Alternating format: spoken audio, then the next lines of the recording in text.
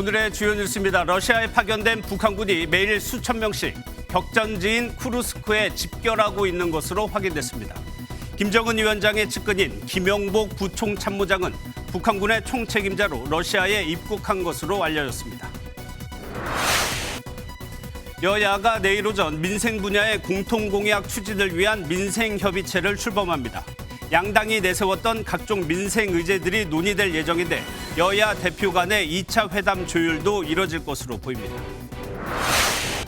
지난 25일 갑작스레 세상을 떠난 국민 배우 김수미 씨의 발인이 오늘 오전 엄수됐습니다. 가족과 많은 동료가 눈물로 고인의 마지막 떠나는 길을 배웅했습니다. 팀원이 전산망에 오류가 발생해 전국 버스터미널에서 승객들이 승차권을 제때 발권하지 못하는 불편을 겪었습니다. 서울 도심에선 대규모 종교 집회가 열려 교통 혼잡이 빚어졌습니다.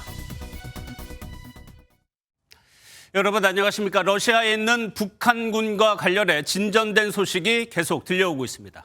이미 전선에 배치돼 사망했다는 보도도 있었지만 공신력 있는 정보를 종합하면 북한군이 연해주 등 극동 지역에서 쿠르스크로 이동 중이고 일부는 집결한 것으로 보입니다. 우크라이나군이 이미 지난주부터 북한군 대비에 들어갔죠. 북한군 투항을 권유하는 영상을 제작한 데 이어 북한군을 생포할 경우 매뉴얼도 준비했습니다. 최소 3,000명의 대규모 북한군이 우크라이나 전쟁에서 목격되는 일이 조만간 벌어질 것으로 보입니다. 쿠르스크는 러시아의 땅이지만 우크라이나군이 일부 영토를 점령한 지역입니다. 거의 매일 교전이 이뤄지는 곳으로 여기로 북한군이 집결하고 있습니다. 예상 병력은 최대 5,000명. 어떤 역할을 할지는 불분명하지만 러시아는 혹한이 시작되기 전에 영토를 최대한 확보하려는 목적이 있는 것으로 보입니다. 저 소식은 이시열 기자가 보도합니다. 러시아 남서부 쿠르스크는 우크라이나와 국경을 맞댄 지역으로 우크라이나군이 지난 8월 일부 점령에 성공한 곳입니다. 러시아가 2차 대전 이후 영토를 빼앗긴 건 쿠르스크가 처음일 정도로 상징성이 큽니다. Взято под контроль 1150 квадратных километров территории, 82 населенных пункта. В целом ситуация контролирована, только закінчена. 러시아도 포기할 수 없는 지역이라 매일 대규모 교전이 벌어지고 있는데 이곳으로 북한군이 집결하고 있는 것으로 알려졌습니다. 뉴욕타임스는 우크라이나 당국자 등을 인용해 북한군 정예부대가 포함된 수천 명이 지난 23일 쿠르스크에 도착했으며 내일까지 최대 5천 명이 모일 것으로 예상된다고 보도했습니다. 이들은 블라디보스토크에서 러시아 공군기를 타고 서부로 이동했고 전투 지역으로 가고 있다고 우크라이나 당국자는 전했습니다.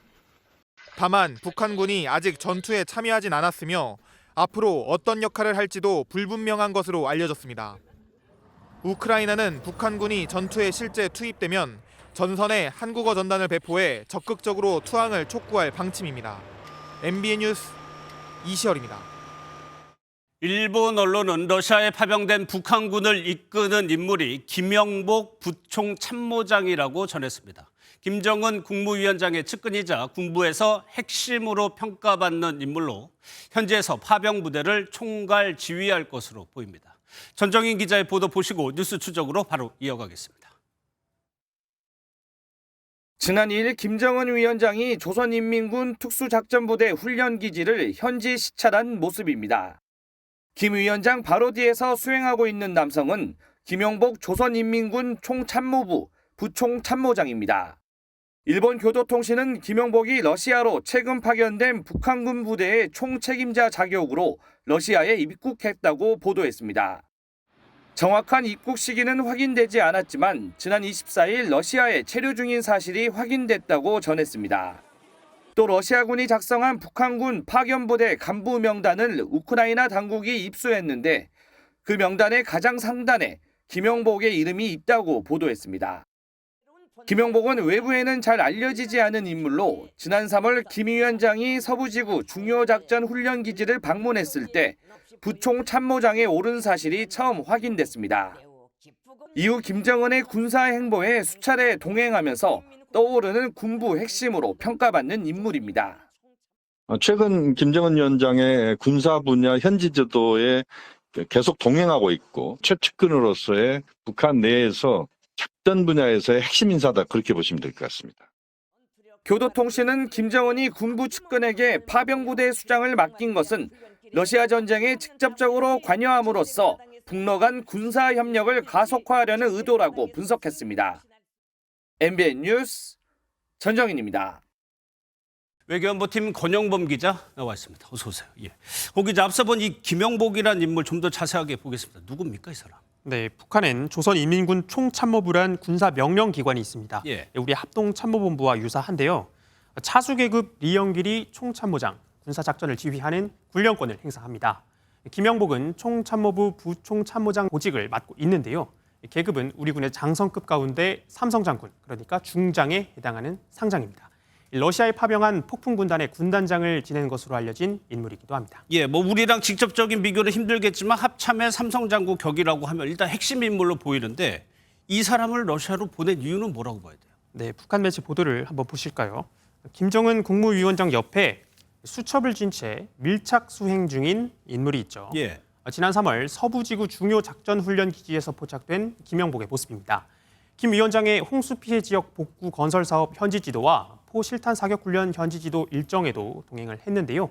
측근에게 러시아 파견 부대 수장을 맡긴 건 러시아와 군사 협력에 대한 김 위원장의 의지가 담겼다고 볼 수 있습니다. 전문가 분석 들어보겠습니다. 러시아의 특별 군사작전에 적극적으로 관여하겠다는 의지를 볼 수 있고요. 김영복은 러시아 군과 연합사령부를 구성해서 북한군을 지휘할 것으로 관측됩니다. 이미 러시아 전선에서는 심리전이 시작이 됐습니다. 한국어 매뉴얼까지 등장을 했어요. 네, 그렇습니다. 이 전쟁터에서 국적이 다른 적군을 포로로 잡아서 신문을 하려면 가장 필요한 게 뭘까요? 통역이 있죠. 정답입니다. 예. 통역이 필요하겠죠. 러시아에 파병된 북한군을 만나거나 생포할 경우를 대비해서 우크라이나군이 작성한 것으로 추정되는 문서가 공개된 건데요. 자세히 한번 보실까요? 신문을 할 때 주로 사용하는 표현들이 보이죠? 가장 왼쪽에 적힌 게 우크라이나어, 가운데 적힌 게 한국어 표현이고요. 예. 한국어 표현을 읽을 수 있게 우크라이나로 음차한 표기까지 적혀 있습니다. 북한군 투입이 임박한 것 같습니다. 우리 정부도 대응에 속도를 내고 있습니다. 네, 그렇습니다. 이 정부 대표단이 현지 시간 28일 나토 본부에서 북한군 파병 동향을 브리핑할 예정인데요. 한국의 우크라이나 현지 모니터링단 파견과 우크라이나군 지원 문제 등을 협의할 가능성이 있습니다. 특히 무기 지원 방안을 나토 측과 논의할 것이란 전망도 나오는데요. 러시아와의 관계를 고려해서 공격용 무기보다 일단 방어용 무기 지원이 우선적으로 검토될 것으로 보입니다. 알겠습니다. 잘 들었습니다. 권영범 기자였습니다. 여야가 지난 대표회담 당시 합의했던 민생협의체가 내일 출범합니다. 첫 만남인 만큼 극적인 성과를 기대하긴 어렵겠지만 처리가 시급한 민생 의제들을 논의한다는 점에서 기대를 모으고 있습니다. 이와 별개로 한동훈 대표와 이재명 대표의 2차 회담도 본격적인 조율이 이뤄질 것으로 보입니다. 정태용 기자입니다. 국민의힘과 더불어민주당이 내일 오전 민생협의체를 출범합니다. 지난달 1차 여야 대표회담에서 합의한 공통공약 협의 창구로 양당의 정책위의장과 원내 수석 부대표 2+2회동을 통해 이루어집니다. 이 정책위 의장 간의 논의는 계속 진행이 되고 있고요. 여당 내에 당정 관계가 정리된다면 일체 열린 자세를 민주당은 이미 가지고 있다. 양당은 사전에 내세웠던 우선적으로 다뤄져야 할 의제들을 자체 정리하고 있는 것으로 전해졌습니다. 첫 만남인 만큼 민주당은 내일 회동에 대해 짐작 가능한 킥오프 수준의 논의일 것이라고 설명하지만 여야 모두 민생을 향한 강한 의지를 드러내고 있습니다. 민생 공동공약 추진협의체가 일하는 국회의 모습을 찾는 데 큰 역할을 하도록 하겠습니다. 한편 한동훈 국민의힘 대표와 이재명 민주당 대표의 2차 회담 조율도 초읽기에 들어갔습니다. 아직 시기나 장소가 특정된 건 없지만 양측이 필요성을 공감한 만큼 사전 조율을 통해 다음 달 안에는 성사될 가능성이 커 보입니다. MBN 뉴스 정태용입니다. 오고 가는 언제 매일 여의도는 전쟁 중 Talk to me. 오늘은 김지영 기자 나왔습니다. 어서 오세요. 예, 첫 번째 키워드 보도록 하겠습니다. 오늘은 구직자라고 돼 있는데 한동훈 대표가 면접을 보려고 기다리는 것 같아요. 그럼 면접관이 누굽니까? 네, 오늘의 면접관은 청년 100명입니다. 예. 국민의힘과 당 싱크탱크인 여의도 연구원이 청년과 소통하기 위해 행사를 기획했는데요. 정치지망생 청년들이 면접관이 돼 한동훈 대표와 당직자들에게 질문을 던지는 역면접을 진행했습니다. 예. 압박 면접이라고 하죠. 날카로운 질문도 많이 나왔나요? 뭐 압박 면접까지는 아니지만 구직자처럼 명찰을 걸고요. 또 제한된 시간 내에 답변을 해야 했습니다. 예. 특히 인재상 질문에 대한 답변에는 뼈가 담겼습니다. 가장 중요하게 생각하시는 게 무엇인지 공적 마인드를 갖춰야 한다. 담요 이런 거 주시는 거거든요. 그건데 그냥 받아도 그만인데 그거를 제가 신고하라고 우리 스태프들한테 얘기했고 그럼 역시 같은 마인드로 일을 하게 되거든요. 법무부 장관 당시 일을 예로 든 건데 김건희 여사 명품백 수수 의혹이 자연스럽게 떠오르죠. 민주당과의 차별성에는 이렇게 답했습니다. 이견을 많이 내고 있죠. 당대표로서. 우리 모두가 사는 길이라고 생각해서 내는 것인데요. 제가 대통령에게 반대하는, 개인에 반대하는 것이 아니죠. 청년과의 대화에서 우회적으로 김 여사 문제에 대한 우려를 드러냈다고 볼 수 있습니다. 예, 다음 키워드도 직접 보겠습니다. 동료 여러분 감사합니다. 누가 얘기한 겁니까? 네, 당 국회의원 그 보좌진들을 향해서 추경호 국민의힘 원내대표가 보낸 메시지입니다. 추 원내대표는 SNS에 108명의 국민의힘 의원 한 분 한 분께 든든한 동료가 돼주신 보좌진 여러분 감사하다며 당 또한 여러분께 든든한 동료가 되겠다고 썼습니다. 예, 그런데 이것만 보면 그냥 통상적인 격려 메시지 정도인 것 같은데. 네, 그렇게 볼 수 있지만요. 네. 이 메시지가 특별감찰관 추진을 두고 한 대표와 대립하는 시점에 나왔다는데 주목할 필요가 예. 있습니다. 다음 달 초 예상되는 의원총회를 앞두고 친한계와 친윤계는 이미 의원들 설득 작업을 진행 중인데요. 특감 별도 추진을 주장하는 친한계와 북한 인권재단과 병행 추진을 고수하는 친윤계 간 갈등이 불거진 상황에서 의원들의 의사결정을 돕는 보좌진을 동료라 칭하면서 격려한 건 의미가 있다는 해석이 나옵니다. 알겠습니다. 마지막 키워드 보도록 하겠습니다. 특검 해방 정치쇼라고 했는데 무엇이 정치쇼라는 얘기예요? 네, 바로 한 대표가 띄운 특별감찰관을 두고 한 말입니다. 예. 김민석 수석 최고위원은 특감은 파도를 세숫대야로 막으려는 부질없는 시도라고 비판했습니다. 최혜병 3자 특검에 이은 또 한 번의 특감 정치쇼를 중단하고 김건희 특검 찬성 의사를 밝히십시오. 그게 마지막 기회입니다. 여당 내에선 당을 위해 극단으로 치달으면 안 된다는 목소리가 적지 않은데요. 실제 친한계 한 인사는 한 대표와 추 원내대표가 계속해서 소통하고 의견을 나누고 있는 것으로 안다고 말했습니다. 여당 내 극적인 의견 조율에 대비해 민주당이 선제적으로 특감 불가론 압박에 나선 것으로 보입니다. 알겠습니다. 잘 들었습니다. 김지영 기자였습니다. 지난 25일 갑작스레 세상을 떠난 배우 김수미 씨의 발인이 오늘 오전 엄수됐습니다. 생전 베풀며 살았던 고인의 삶을 보여주듯 많은 동료가 슬픔으로 고인의 마지막 길을 배웅했습니다. 신혜진 기자가 전합니다. 환하게 웃는 배우 김수미 씨가 가족의 품에 안겨 빈소를 나섭니다. 평소 김 씨를 어머니로 부르며 아들처럼 따랐던 방송인 장동민과 정준하, 윤정수 등이 고인이 잠든 관을 나눠들었습니다. 하얀 천이 덮인 고인의 관이 모습을 드러내자 곳곳에서 탄식과 통곡 소리가 터져 나옵니다. 김수미 씨는 평소 웃고 춤추며 보내달란 뜻을 밝혀왔지만 갑작스런 이별을 맞은 가족은 큰 슬픔을 감추지 못했습니다. 고생만 알아가서 어떡해 엄마. 경기도 용인 장지로 향하는 운구차 앞에서 고인을 떠나보내는 마지막 작별의 순간. 생전 가족만큼이나 동료들을 보살피고 챙겼던 김 씨였기에 선후배 동료들도 결국 오열했습니다.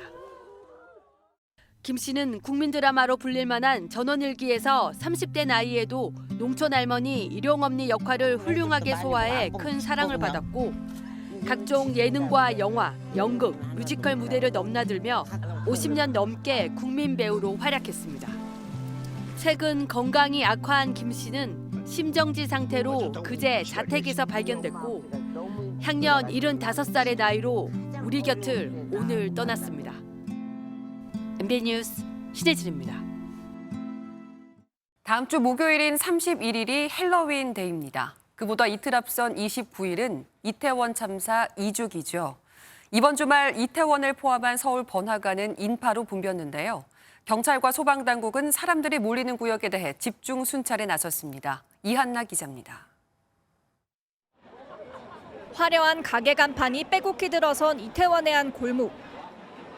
헬로윈 데이를 앞두고 거리로 나선 시민들로 발 디딜 틈 없이 북적입니다. 경찰은 안전사고에 대비해 연신 경광봉을 들고 골목 중앙엔 우측 통행을 유도하는 펜스가 설치됐습니다. 이날 하루만 경찰 인력 300명이 투입돼 집중 순찰에 나섰습니다. 인파가 몰린 곳과 달리 참사가 발생한 골목은 비교적 조용한 모습이었습니다. 골목 안쪽엔 희생자들을 추모하는 하얀 국화꽃이 수북이 쌓였습니다. 같은 시각 서울 홍대에선 헬로윈 인파로 한때 9만 명이 몰리기도 했습니다. 들어가시는 입구 오른쪽입니다. 경찰은 차 없는 거리에 무단 진입한 오토바이 등을 단속하고 소방과 지자체 역시 종합상황실을 운영해 인명사고에 대비했습니다. 많은 사람들이 모이다 보면은 다양한 범죄가 발생할 수도 있기 때문에 저희가 예방수차를 통해서 차단을 할 수 있습니다. 경찰은 헬로윈데이 당일인 오는 31일까지 전국적으로 순찰 활동을 이어간다고 밝혔습니다. MBN 뉴스 이한나입니다. 오늘 오후 고속버스를 예매할 때 쓰는 앱이 1시간 넘게 먹통이 됐습니다. 버스를 타야 할 승객이 예매한 표를 발권하지도 새 표를 사지도 못하면서 혼란이 이어졌습니다. 이무형 기자입니다. 휴대전화를 이용해 고속버스나 시외버스표를 예매할 때 사용하는 티머니고 앱입니다. 오늘 오후 1시쯤 갑자기 앱 연결이 되지 않는 먹통 상태가 됐습니다. 갑작스런 장애에 이용객들이 표를 발권하지 못하면서 버스터미널은 혼란에 빠졌습니다. 그게 오류로 대기열에 들어가서 표를 꺼낼 수가 없는 거예요. 그래가지고 그 기사님한테 말씀을 드렸더니 직접 가서 발권을 해와라 해서 발권을 해서 종이표를 받아가지고 찍고 타고 왔어요. 저도 살짝 놀라가지고 사실 당황했습니다. 앱 오류로 전산 발권이 멈춘 터미널은 전국에 140곳이 넘는 것으로 알려졌습니다. 혼란은 1시간 반 넘게 이어지다 2시 40분쯤 예약 앱이 정상화하면서 해소됐습니다. 버스표의 경우 창구 판매를 제외한 모든 예약, 현장 판매 시스템은 티머니고 앱 운영사인 티머니가 맡고 있습니다. 발권 시스템 앱을 포함한 현장 키오스크도 그렇고 다 티머니가 관리를 하죠. 티머니는 네트워크 장비에 문제가 있었다며 사과했고 피해 보상안도 마련하겠다고 밝혔습니다. 국토교통부는 티머니의 조치 상황을 공유하라고 요청하는 등 사안 파악에 나섰습니다. MBN 뉴스 이무형입니다. 그런가 하면 오늘 차를 타고 서울 도심 통과하려던 분들도 고생 꽤 하셨을 것 같습니다. 대규모 종교 집회가 열리면서 안 그래도 교통량 많은 주요 도로들이 통제됐는데요. 참가자가 주최 측 추산 100만 명으로 이 정도 인파가 몰린 건 올 들어 처음입니다. 이서영 기자입니다. 광화문 일대가 바리케이드로 구분됐고 흰색 옷을 입은 사람들이 피켓을 들고 거리를 메웠습니다. 개신교 단체인 이들은 차별금지법 제정과 동성혼 법제화에 반대 목소리를 내기 위해 한자리에 모였습니다. 집회 등록 인원만 61만 명. 올해 3.1절 자유통일당 20만 집회 이후 가장 큰 규모입니다. 자유를 보장하지 않는 법안이라고 생각이 들어서 저희는 그걸 반대하고자 시위에 나왔습니다. 집회 참석 인원은 주최 측 추산 100만 명, 경찰 추산 12만 명인 만큼 극심한 교통혼잡이 빚어지고 있습니다. 집회가 펼쳐지는 광화문 광장과 서울시청 일대는 일부 차선을 빼놓고 양방향 차선이 통제돼 교통 흐름이 더뎠습니다. 여의도에도 인파가 몰렸습니다. 여의도 공원에서 영등포역으로 향하는 차로도 통제돼 2.7km 구간이 극심한 정체를 빚었습니다. 교통경찰 200명이 배치돼 교통관리에 나섰지만 워낙 많은 인파가 몰리다 보니 교통 혼잡은 밤 늦게까지 이어질 전망입니다. 경찰은 가급적 지하철 위주의 대중교통을 이용할 것을 당부했습니다. MBN 뉴스 이서영입니다. 서울 용산에서 50년 된 2층짜리 건물이 무너졌습니다. 천만다행으로 인명피해는 없었지만 전쟁이 난 줄 알고 대피한 사람이 있을 정도로 주민들은 밤새 혼란에 빠졌는데요. 더욱이 6년 전 바로 인근에서 노후 건물이 무너지는 사고가 있었기 때문에 더 불안할 수밖에 없었습니다. 백길종 기자입니다. 한 커플이 거닐던 도로 위로 벼랑간 건물이 무너져 내립니다. 벽돌이 건물 앞에 주차된 트럭을 덮치고 일대는 순식간에 연기로 뒤덮입니다. 어제 오후 6시 13분쯤 서울 용산구의 한 골목길에서 2층짜리 다세대 주택이 붕괴되는 사고가 벌어졌습니다. 당장이라도 더 무너져 내릴 듯한 모습에 이웃들은 잠도 못 이루고 대피하기도 했습니다. 근데 너무 소리가 크니까 아니 여기 무슨 뭐 여기다 미사일을 쐈나? 너무 놀라서 막 불도 안 끄고 아무것도 안 가고 그냥 옷 입은 채 그냥 갔어요. 참으로. 2층 건물의 지붕이 종이 접은 듯 무너졌습니다. 다행히 내부에 사람은 없었지만 도로 쪽으로 건물이 쓰러지면서 자칫 큰 인명피해로 이어질 뻔했습니다. 건물 무너지면서 벽돌 떨어져가지고 10kg 이상 되는 뚜껑이거든요, 이게. 근데 이게 날아가서 저기 바닥에 떨어져 있을 정도였으니까. 용산구청은 50년 된 노후된 건물에 인테리어 공사를 하는 과정에서 사고가 발생한 것으로 보고 조사에 들어갔습니다. 해당 공사가 건물의 하중을 버티는 내력벽 등 주요 구조에 손을 댄 대수선에 해당하는 공사인데 구청에 신고를 하지 않았다면 건축법 위반으로 고발 대상이 됩니다. 공사를 맡은 업체는 오래된 건물의 기초가 부실해서 무너진 것 아니겠냐며 관련 혐의를 전면 부인하는 것으로 전해졌습니다. MBN 뉴스 백길종입니다.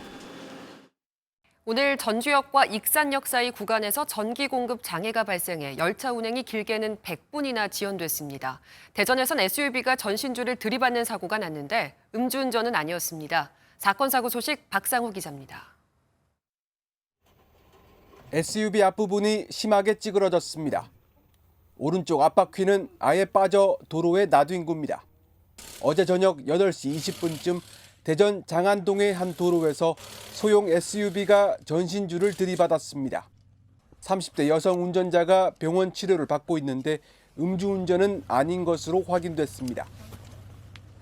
오늘 오전 11시 40분쯤 KTX와 SRT 열차가 함께 사용하는 전라선 전주역과 익산역 사이 구간에서 전기 공급 장애가 발생했습니다. 이 때문에 상하행선 열차 11대 운행이 10분에서 길게는 100분 정도 지연됐습니다. 일부 승객들은 다른 열차로 갈아타는 등 큰 불편을 겪었습니다. SRT로 갈아탔다가 다시 그 건너편에 있던 다른 KTX로 갈아타서 원래 12시 22분 도착이었는데 저희가 2시 조금 넘어서 도착했네요. 오늘 오전 11시 50분쯤 서울 독산동의 한 다세대 주택 2층에서 불이 나 집안 전체가 불에 탔습니다.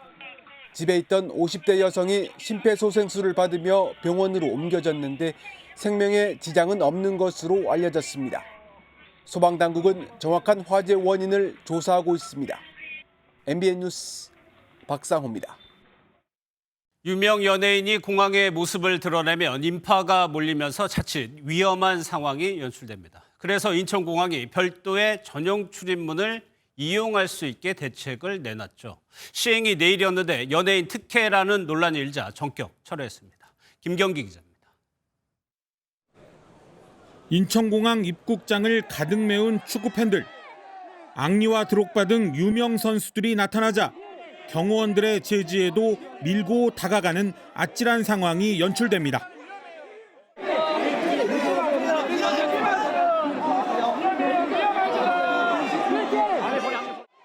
연예인 등 유명 인사가 공항에 나타날 때마다 벌어지는 장면입니다.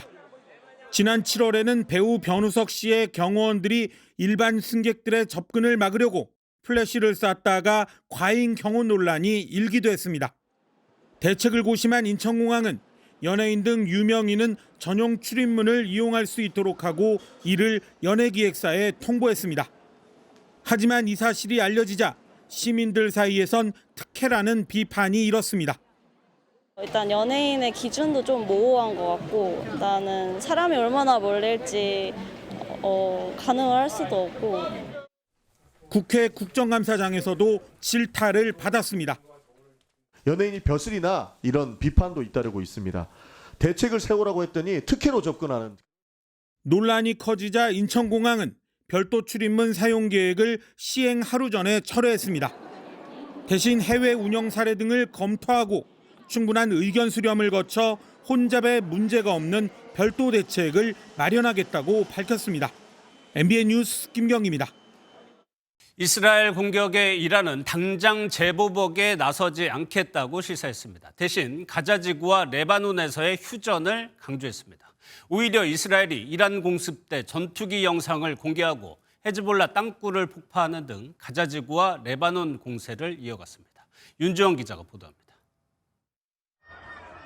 이란은 이스라엘의 대규모 보복 공습 당일 성명을 통해 제한적인 피해만 입었다면서 적절한 시기에 대응하겠다는 방침을 발표했습니다. حق پاسخ قانونی و مشروع خود را در قبال اقدام تجاوزکارانه رژیم صهیونیستی در وقت مقتضی محفوظ می‌داند. 당장 맞대응하지는 않겠다는 겁니다. 또한 가자지구와 레바논에서 휴전을 지지한다는 입장을 강조하면서 강경한 표현은 자제했습니다. 경제난으로 인해 악화한 여론과 코앞으로 다가온 미국 대선 등을 고려한 것으로 보입니다. 조 바이든 미국 대통령 역시 확전을 자제하라는 메시지를 냈습니다.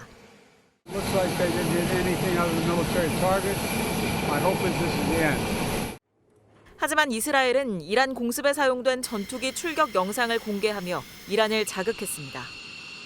또 레바논 남부에서 길이 1.5km의 헤즈볼라 땅굴을 폭파했다고 밝혔습니다.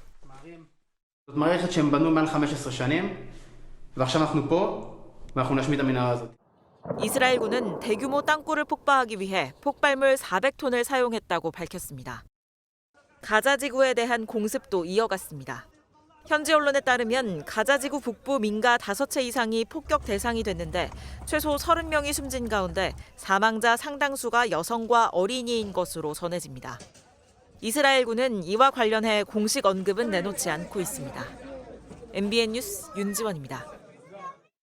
버락 오바마 전 대통령의 아내 미셸 오바마가 해리스 부통령을 위한 첫 지원 사격에 나섰습니다.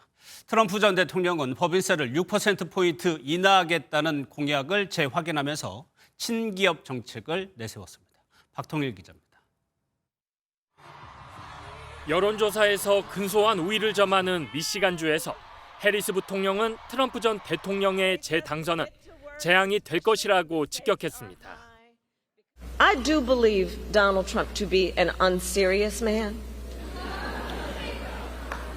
But the consequences of him ever being president again are brutally serious. Brutally serious.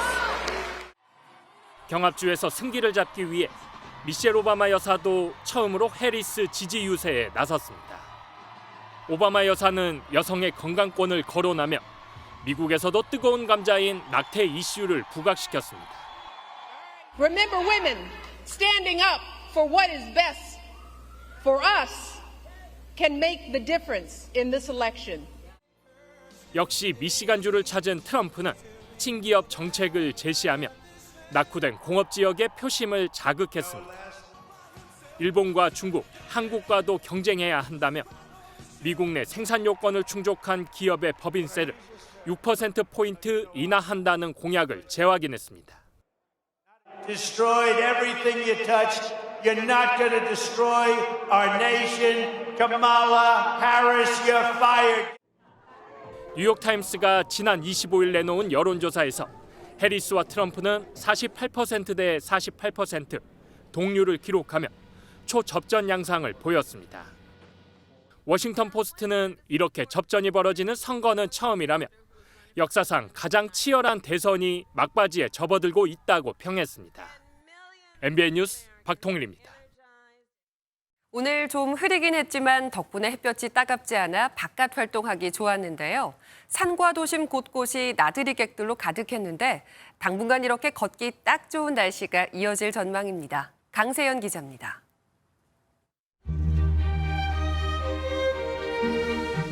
가을산이 등산객들로 북적입니다. 탁 트인 전방과 맑은 공기를 즐기며 한 발 한 발 발걸음을 옮깁니다. 노란 옷을 입은 나무 아래에 앉아 땀을 식히며 가을을 느껴보기도 합니다. 서울의 낮 기온은 19도 정도로 선선하고 햇살도 강하지 않아 등산 같은 야외 활동을 하기 좋은 날씨였습니다. 땀이 나도 위에 정상 가서 바람이 부는 거 느끼니까 너무 시원하고 좋더라고요. 기분이 어땠어? 좋았어요. 청계천에선 걷기 대회가 열렸습니다. 졸졸 흐르는 시냇물을 따라 걸으며 여유로운 주말을 만끽해봅니다. 도란도란 이야기를 나누며 걷다 보면 긴 코스도 짧게 느껴집니다. 이 역사적인 이 거리잖아요, 여기가요. 그래서 이걸 제대로 한번 걸어보고 싶어서 오늘 시간을 내서 참석했습니다. 가을 날씨를 만끽하는 기분이고 당분간 완연한 가을 날씨가 이어질 전망입니다. 대부분 지역의 아침 기온이 10도 안팎 수준을 유지하며 반짝 추위는 없을 전망이고 낮에는 20도까지 오르겠습니다. 내일 동해안은 10에서 60mm의 비가 예보돼 있지만 기온은 크게 떨어지지 않을 것으로 보입니다. MBN 뉴스 강세현입니다. 국번 없이 112번은 범죄 신고 전화죠. 그런데 112에 전화를 걸고 숫자 버튼을 2번 누르면 경찰관과 영상 통화를 하는 것처럼 카메라 화면을 공유하는 기능이 있습니다. 위치 추적도 가능합니다. 신고하기 어려운 상황에 효과적이라는 평가를 받지만 제대로 활용되고 있는지 장동건 기자가 알아봤습니다. 차량이 절반 넘게 늪지에 빠져 있고 탑승자들은 지붕 위에 올라 겨우 버티고 있습니다. 자동차 한번 비춰주시겠습니까? 밑에 자동차 어떻게 되어 있는지. 갈대숲으로 둘러싸여 신고자의 정확한 위치 파악이 어려운 상황에서 영상통화와 같은 보이는 112 기능을 통해 20대 남성 3명이 무사히 구조됐습니다. 보이는 112는 가정폭력 상황을 빠르게 파악해 피해자를 안전하게 구조하는 일에도 활용됩니다. 신고자분, 경찰관 도움 필요하시면 핸드폰 버튼 한번 눌러주세요. URL 한번 누르시고요, 신고자분. 위치랑 마이크랑 그런 거 다 허용 한번 눌러주세요. 2022년 도입된 보이는 112는 음성 대화 없이도 신고자의 위치와 실시간 상황을 영상으로 공유하고 비밀 채팅도 가능해 유용한 신고 제도라는 평가를 받지만 정작 활용 건수는 저조합니다. 전국 112 신고 건수는 매년 늘고 있는데요. 보이는 112 신고는 2022년 17,000여 건에서 지난해 13,000여 건으로 4,000건이나 줄었습니다. 시민들에게 보이는 112를 아는지 물어봤습니다. 네, 오늘 처음 들어봤어요. 들어본 적이 없는 것 같아요. 아니요, 처음 들어봤어요. 3개월간 홍보 캠페인을 한 것이 전부였습니다. 대국민 인지도 조사 역시 지금까지 한 번도 이루어지지 않았습니다. 보이는 112를 학교 전담 경찰관의 범죄 예방 교육에도 포함시키는 등 시민들이 체감할 수 있는 방식의 홍보가 필요하다는 지적입니다. MBN 뉴스 장동건입니다. 사회복지 시스템이 발달한 덴마크는 사실 의료와 제약 부문에서도 앞서 있습니다. 디지털화로 효율성을 높였고 재택진료 확장이라는 새로운 도전에도 나서고 있습니다. 전남주 기자가 현지 취재했습니다. 병원에 이송된 중증 응급 환자를 가정해 의료진이 마네킹으로 교육하고 있습니다. 교수의 지시에 레지던트와 간호사가 일사불란하게 움직입니다. 릭스 병원은 국제병원평가에서 20위권에 드는 세계적인 병원으로 중증과 복합질환 진료에 특화된 곳입니다. 중증 응급 환자의 선택과 집중하면서도 비대면 재택진료 환자의 비중은 20%나 됩니다. 디지털화에 투자했기 때문입니다. We have had the concrete examples of, example, jaw surgery that we have improved the productivity by 120% by utilizing digital planning before the operations. 덴마크는 재택진료 비중을 지금보다 더 늘리는 새로운 도전에 나섰습니다. 이런 목표를 세우면 민관이 함께 발을 맞추는데 기술 도입과 채택에는 정부의 열린 사고방식이 함께합니다. We absolutely need a strong private sector to improve healthcare, like the solutions, technologies, new ways of thinking, innovation. 의료 디지털화를 앞세워 효율성을 높이고 재택진료 확장이라는 새 모델을 제시한 덴마크. 결국 높은 의료 서비스를 제공하는 것도 사회복지의 일환이라고 생각하기 때문입니다. 사회복지 선진국이 될 수 있었던 밑바탕에는 정부와 기관, 기업들의 협력이 있었기에 가능했습니다. 덴마크 코펜하겐에서 MBN 뉴스 전남주입니다. 현대차와 도요타, 한국과 일본을 대표하는 자동차 회사죠. 세계 시장에서 치열한 경쟁을 벌이는 두 회사가 오늘은 손을 맞잡고 레이싱 축제를 열었습니다. 어제의 적이 오늘의 동지가 됐다는 건 거대한 공공의 적이 나타났다는 뜻이기도 합니다. 정혜린 기자가 현장 다녀왔습니다. 현대차와 도요타의 고성능 차량이 연이어 경기장에서 화끈한 주행을 선보입니다. 한국과 일본을 대표하는 두 회사가 함께 레이싱 축제를 열었습니다. 정의선 현대차 회장과 아키오 도요타 회장은 이날 함께 레이싱카를 타고 경기장에 등장했는데요. 아시아를 대표하는 두 자동차 회사가 경쟁을 넘어 미래 사업 협력을 위한 신호탄을 쏜 셈입니다. 양측은 협력 확대에 대한 강한 의지를 드러냈습니다. 도요타와 같이 이 레이스 분야에서도 같이 잘해서 더 많은 분들이 만족하면서 차의 운전을 즐길 수 있도록 노력하겠고. 사랑해요. ヒョンデもトヨタも一緒になってもっといい車、もっとモビリティの未来を作っていきたいと思いますから、皆さん応援していただきたいと思います。 두 회사의 기술이 집약된 고성능 차들은 관객 시선을 사로잡았습니다. 저희 아들이 이제 자동차를 좋아해서 이렇게 같이 나왔는데 실물로 보니까는 너무 흥미진진하고. 글로벌 완성차 업계 1위와 3위가 이렇게 손을 맞잡은 건 최근 중국차의 성장 속도가 얼마나 빠른지를 보여주는 반증이란 해석도 나옵니다.